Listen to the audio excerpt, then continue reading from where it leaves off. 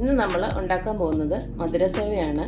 മധുരസേവ എന്ന് പറഞ്ഞാൽ നമുക്കറിയാം, ബേക്കറികളിലൊക്കെ കിട്ടുന്ന, നമ്മൾ മിക്കപ്പോഴും നമ്മൾ ബേക്കറികളിൽ നിന്നാണ് ഇതൊക്കെ വാങ്ങിക്കുന്നത്. വീടുകളിലധികം നമ്മൾ മെനക്കെടാറില്ല ഇതൊന്നും ഉണ്ടാക്കാനായിട്ട്. വളരെ പാടാണെന്ന് വിചാരിച്ചിട്ടാണ് എല്ലാവരും ഇത് വീടുകളിൽ ഉണ്ടാക്കാതിരിക്കുന്നത്. പക്ഷേ ഇത് ഭയങ്കര ഈസി ആയിട്ടുള്ളൊരു സ്നാക്കാണ്. നമുക്ക് വേഗത്തിൽ തന്നെ, വളരെ കുറച്ച് സമയം കൊണ്ട് തന്നെ വേഗത്തിൽ നല്ല രുചികരമായിട്ട് തന്നെ ഇത് ഉണ്ടാക്കിയെടുക്കാൻ പറ്റും. ഇന്ന് ഞാൻ മധുരസേവ എന്ന് പറഞ്ഞെങ്കിലും ഞാൻ ഫുള്ളായിട്ട് മധുരസേവ അല്ല ഉണ്ടാക്കുന്നത്. ഒന്ന് നോർമലായിട്ട് കുറച്ച് മാറ്റി വെക്കുന്നുണ്ട്. അതിൻ്റെ പകുതിക്ക് നമുക്ക് മധുരസേവ ഉണ്ടാക്കാം, കാണിച്ചു തരാം അത്.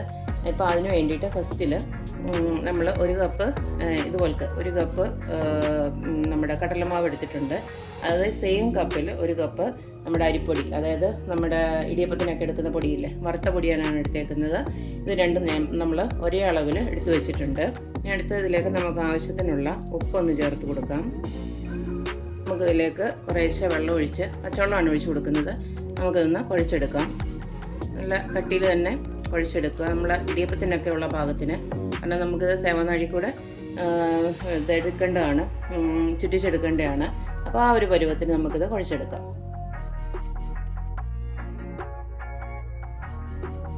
അപ്പോൾ ഇത് നമ്മൾ കുഴച്ചെടുത്തിട്ടുണ്ട്. കറക്റ്റ് ഒരു പാകത്തിന് വേണം കുഴച്ചെടുക്കാൻ. ഒത്തിരി വെള്ളം കൂടിക്കഴിഞ്ഞാൽ നമ്മൾ പീച്ചുന്നുണ്ടേ അത് മുറിഞ്ഞു പോകും. ഒത്തിരി ഹാർഡായി കഴിഞ്ഞാലും അത് പീച്ചാൻ ശരിയാവത്തില്ല. അപ്പോൾ ഇത് നല്ലൊരു പരുവത്തിന് തന്നെ കുഴച്ചെടുക്കണം. നമ്മൾ ഇടിയപ്പത്തിനൊക്കെ കുഴയ്ക്കുന്ന മാതിരി തന്നെ കുഴച്ചെടുക്കണം.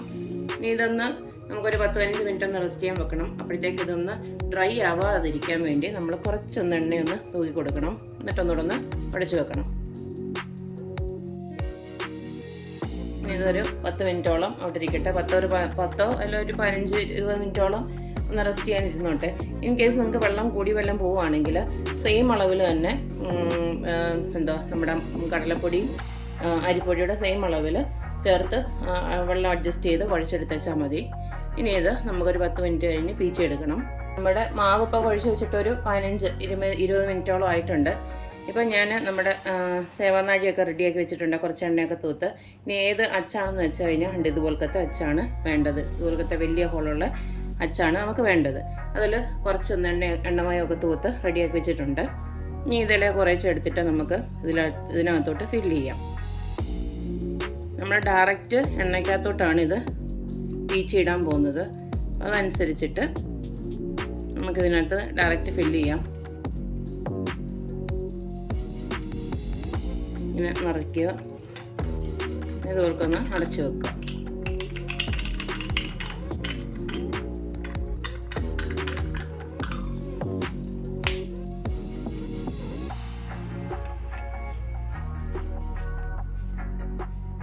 ഇതുപോലൊക്കെ മുറുക്കി അടയ്ക്കുക. കണ്ടല്ലോ. ഇനി നമുക്ക് നമ്മുടെ എണ്ണയൊന്ന് റെഡിയാക്കി വെക്കണം. ഞാനിപ്പോൾ എണ്ണ ഒഴിച്ചൊന്ന് ചൂടാക്കാൻ വെച്ചിട്ടുണ്ട്. നമുക്കിനി ഇത് എണ്ണ ചൂടായെന്നൊന്ന് നോക്കാം. ഇതിൽ നമ്മുടെ മാവുണ്ടല്ലോ, അതിൽ കുറച്ചൊന്ന് എടുത്തിട്ട് ഒരു ഉരുളയാക്കി നമുക്ക് ഇട്ട് നോക്കാം.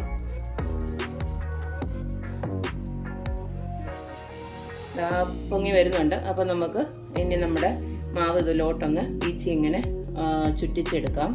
എണ്ണ നന്നായിട്ടൊന്ന് ചൂടായി കഴിഞ്ഞാൽ പിന്നെ ചെറിയ തീയിലിട്ട് വേണം ഇത് വറുത്ത് വരാൻ, അല്ലെങ്കിൽ വേഗം അങ്ങ് കരിഞ്ഞു പോകും. അപ്പോൾ ഞാനിപ്പോൾ ലോ ഫ്ലെയിം ആക്കിയിട്ടുണ്ട്. നമുക്കിതുപോലൊക്കെ ഒന്ന് ചുറ്റിച്ച് കൊടുക്കാം. ഇത് ഒരു വശം ഒന്ന് മുരിഞ്ഞെന്ന് തോന്നുമ്പോൾ നമുക്കിതൊന്ന് തിരിച്ചിട്ട് കൊടുക്കാം. അപ്പം നമ്മുടെ 2 വശവും നന്നായിട്ട് മുരിഞ്ഞു വന്നിട്ടുണ്ട്. കൂടുതൽ കരിക്കണ്ട. ഈ ഒരു പരുവം, ഒരു ഗോൾഡൻ ബ്രൗൺ കണ്ടല്ലേ, ഈ ഒരു പരുവത്തിന് നമുക്കിത് വാങ്ങാം.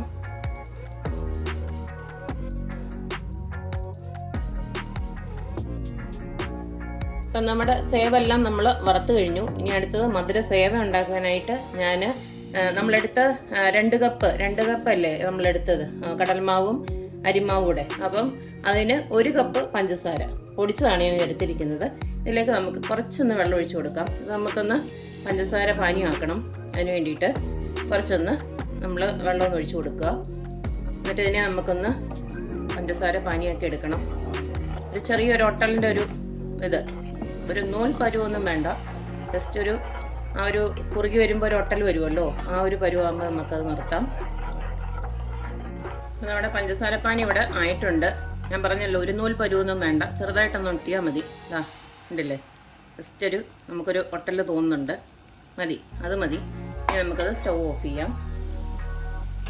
അപ്പം നമ്മുടെ 2 സേവ് ഇവിടെ റെഡിയാക്കി വെച്ചിട്ടുണ്ട്. ഇനി നമ്മൾ ചൂടോടുകൂടി തന്നെ ഒന്ന് ഞാൻ മധുരം ഇടാത്തതും ഒന്ന് നമ്മൾ മധുര സേവയാണ് ഉണ്ടാക്കാൻ പോകുന്നത്. അതുകൊണ്ട് ഞാൻ ഒന്നിനകത്ത് മധുരം ഇടുന്നില്ല.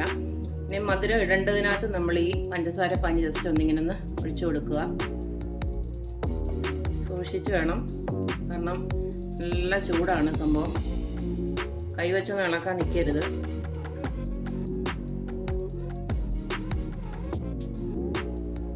നമുക്ക് ഈ സ്പൂൺ വെച്ച് തന്നെ ജസ്റ്റ് ഒന്ന് ഇളക്കി കൊടുക്കാം, എല്ലായിടത്തൊന്നും പറ്റാൻ വേണ്ടിയിട്ട്.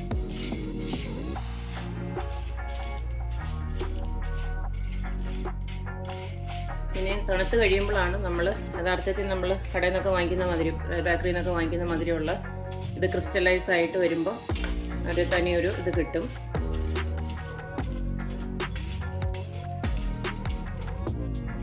ഇത്രയേ ഉള്ളൂ. ഇനി നമുക്ക് പഞ്ചസാര പൊടിക്കുമ്പോൾ ഒരു ഇച്ചിരി പഞ്ചസാര പൊടിച്ചതൊന്ന് മാറ്റി വെച്ചേക്കണം. അതിൻ്റെ മുകളിലോട്ട് ജസ്റ്റ് ഒന്ന് വെതറി കൊടുത്തു കഴിഞ്ഞാൽ നമുക്ക് ആ ബേക്കറിയിൽ നിന്നൊക്കെ കിട്ടുന്ന മാതിരിയുള്ള ഒരു എഫക്റ്റ് കിട്ടും. ഉണ്ടല്ലേ, ജസ്റ്റ് ഒന്ന് ഇങ്ങനെ ഒന്ന് വെതറി കൊടുത്താൽ മതി. അത് വേണമെങ്കിൽ മതി കേട്ടോ, ഇത് വേണമെങ്കിൽ ഒഴിവാക്കാം. ഒത്തിരി മധുരമൊന്നും ഇഷ്ടമല്ലാത്തവർക്ക് നമുക്കിത് ഒഴിവാക്കാൻ വേണമെങ്കിൽ. അപ്പം ഞാൻ വീഡിയോ പർപ്പസിന് വേണ്ടിയിട്ട് ഞാൻ ജസ്റ്റ് കാണിക്കുന്നതേ ഉള്ളൂ. അത്രേ ഉള്ളൂ. ഇത് വേണമെങ്കിൽ നമുക്കൊന്ന് ജസ്റ്റ് ഒന്ന് ഇളക്കി കൊടുക്കാം, എല്ലായിടത്തൊന്ന് പിടിക്കാനായിട്ട്.